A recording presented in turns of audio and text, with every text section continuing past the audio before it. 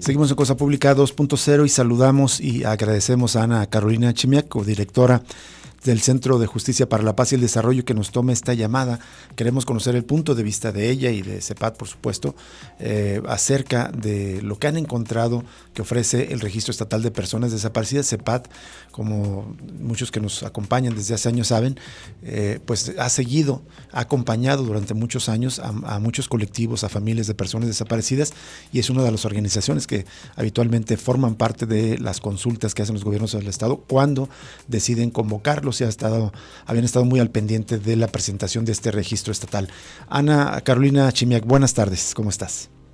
Muy buenas tardes, Rubén, muchas gracias por la invitación y buenas tardes también al auditorio. Gracias, Ana, por tomar esta llamada.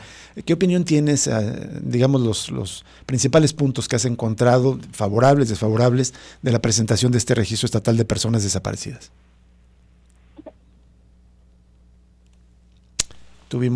Tenemos un contratiempo en el contacto con Ana Carolina Chimiak. Vamos a tratar de enlazarnos nuevamente con ella. Pero como usted sabe, el Registro Estatal de Personas Desaparecidas es un instrumento que por ley, la ley estatal, debió haber estado desde junio de hace 3 años, desde el año 2021, de tal manera que tiene 2 años y prácticamente 8 meses, 9 meses de rezago. Ahora que se presenta, desde ayer empezamos el análisis, escuchamos las opiniones de Héctor Flores del colectivo Luz de Esperanza, escuchamos también el análisis que nos presentó Jorge Ramírez del Comité Universitario en Materia de Desaparición de Personas de la Universidad de Guadalajara. En el caso de Héctor Flores encontraron omisiones, personas del colectivo que no aparecen en el registro, es decir, ya hay omisiones graves, y también en el caso de Jorge Ramírez encontraron varias anomalías significativas, de tal manera que pues es un asunto que preocupa. Delicadísimo, por ejemplo, las denuncias de Luz de Esperanza, porque entonces están desaparecidos en el registro nacional y también en el estatal, doblemente desaparecidos, terrible, además de otras inconsistencias. Estamos teniendo dificultades para volver a enlazar con Ana Chimiak. Vamos con esta nota que recuerda los 5 años del asesinato de Samir Flores, este defensor del territorio de allá de Morelos, que formaba parte de los colectivos del Frente en Defensa de la Tierra, el Territorio y el Agua de Morelos, Puebla y Tlaxcala, y que se oponían al megaproyecto Proyecto Integral Morelos, que implica gasoductos y una planta de producción de energía. 5 años se han cumplido del artero asesinato de nuestro hermano Samir Flores Soberanes sin que exista verdad y justicia de los motivos de su asesinato y castigo a los responsables por parte de las instituciones obligadas a procurar justicia. Así empieza el comunicado que emitió el Frente de Pueblos en Defensa de la Tierra y el Agua a 5 años del asesinato de Samir. Dice: tomando piezas de un rompecabezas para mostrar una imagen, acompañamos el comunicado con un pequeño mapa de actores y mensajes que han salido a la luz pública en torno al asesinato de Samir Flores Soberanes. Este cuadro, cada quien lo puede leer a su entender, lo presentaremos para que lo vean y nos digan qué ven, y es que aunque está ahí la imagen, las conexiones, los motivos, los contextos, los mensajes para algunas de las piezas del rompecabezas muestran relaciones evidentes. Es decir, están publicando junto al comunicado una imagen con fotografías de personajes con relaciones políticas y económicas también que posiblemente tendrían algún tipo de relación con el asesinato de Samir. Hay que recordar que Samir fue asesinado pocos días después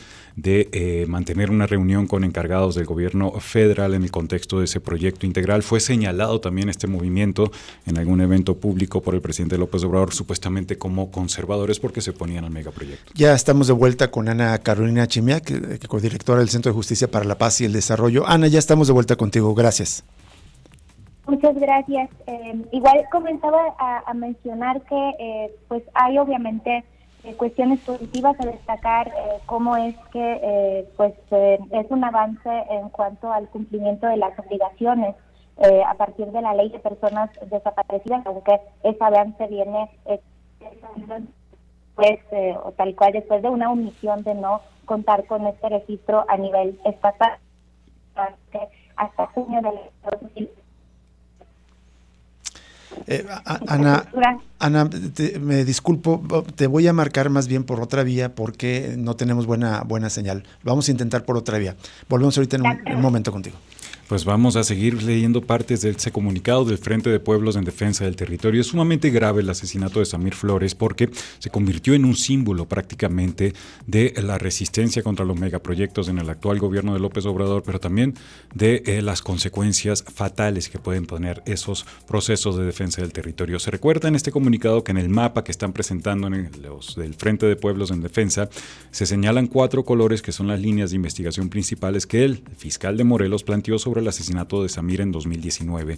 Dicen que en rojo se encuentra la línea de investigación del crimen organizado, supuestamente que lo mató el comando Tlahuica por, dice, puto chismoso, lo que decía la cartulina del fiscal que se perdió entre comillas. Otra línea de investigación va marcada en azul en ese mapa y es la que podría ser por un juicio laboral que Samir ganó junto con otros ex trabajadores del ayuntamiento de Tomoac, que fueron despedidos injustamente hace 20 años, lo que genera una deuda importante para el municipio, poniendo como principal sospechoso al presidente municipal. Y la tercera línea de investigación está relacionada al conflicto sobre un predio destinado para una escuela primaria allá en El Ejido, y la cuarta línea es obviamente la defensa del territorio. Ya estamos de vuelta con Ana Carolina Chimiak, te agradecemos la paciencia para poder enlazarnos y tener una buena comunicación contigo. Ana, te escuchábamos que decías que por lo menos hay un cumplimiento con el registro, pero con un rezago, ¿no? Sí, efectivamente, un rezago de casi 3 años de poder contar con esa herramienta para las acciones de búsqueda. También en cuanto a lo positivo podemos destacar pues algunos aspectos novedosos e importantes como es la posibilidad de visualizar y también compartir con código QR las cédulas de búsqueda, poder también descargar y conocer las estadísticas, la parte gráfica referente a la problemática, o incluso contar con un mapa interactivo y poder desagregar la información por municipio, además de contar con bases de datos abiertos que pueden descargarse y verificarse para poder tener mayor certeza en cuanto a la información que contiene, que ha sido siempre el señalamiento que hemos pues hecho por parte del CEPAT para que este tipo de registros públicas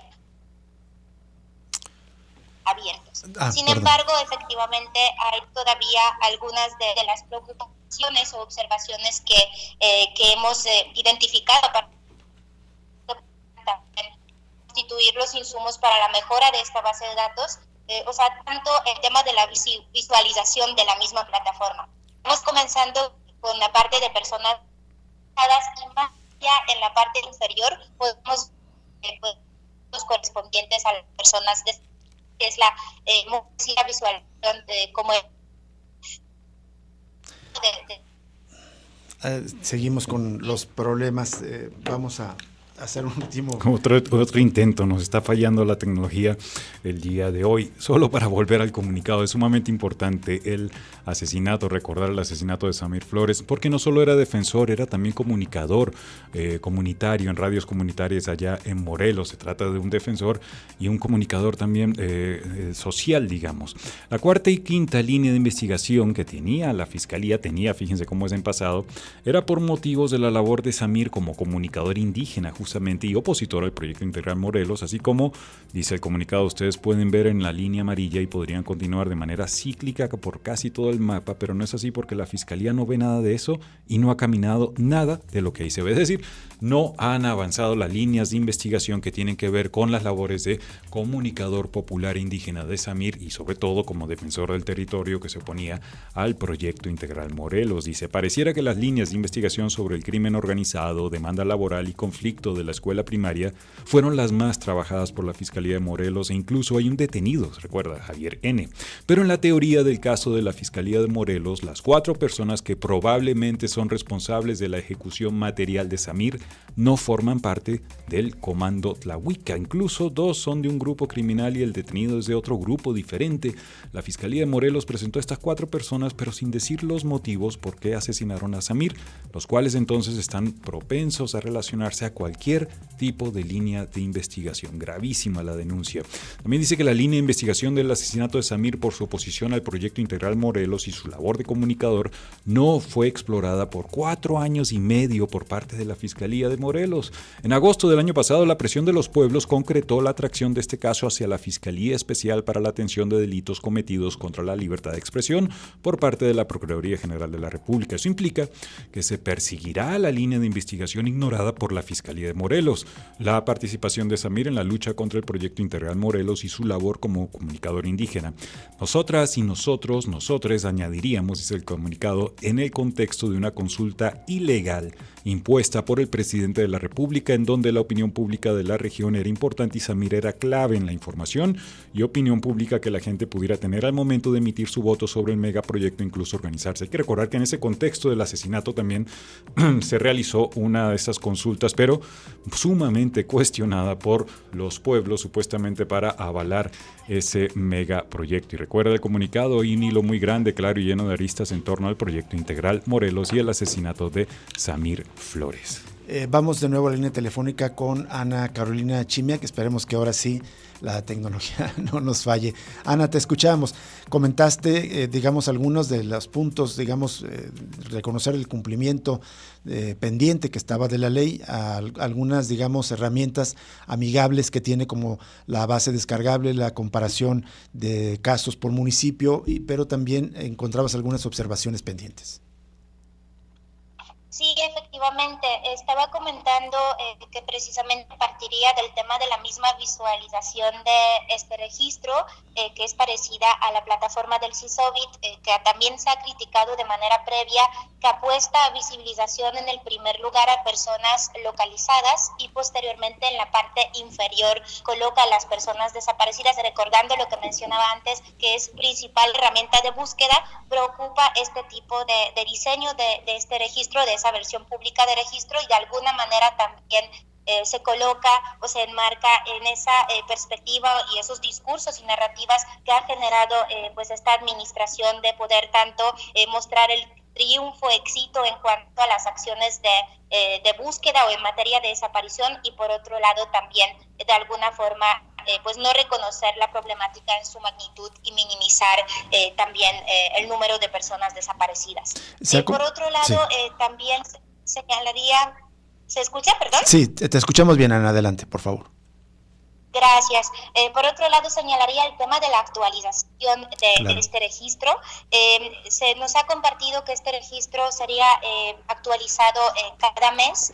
Sin embargo, tal cual la Ley de Personas Desaparecidas en el artículo 82 prevé que esta plataforma debería ser actualizada en tiempo real, por lo que pues todavía no cumple con lo establecido en esa legislación, y por otro lado también esta base de datos todavía no está interconectada y coordinada con la información referente o que contiene el Registro Nacional de Personas Desaparecidas y No Localizadas, señalando que pues este registro no ha sido actualizado con los datos de Jalisco desde el marzo del año 2022. Y por otro lado, nos preocupan también el tema de uso de ciertos conceptos, que si bien lo que mencionaba, el tema de cédulas, es bastante novedoso e importante para poder filtrarlas, aparece dentro de las cédulas, en vez de el nombramiento de personas desaparecidas como personas desaparecidas, se les coloca el término sin localizar, lo que también preocupa porque ha habido por muchos años la lucha que en Jalisco se pudiera generar el estándar de que se elimine la figura de las personas no localizadas, incluso a partir de la Ley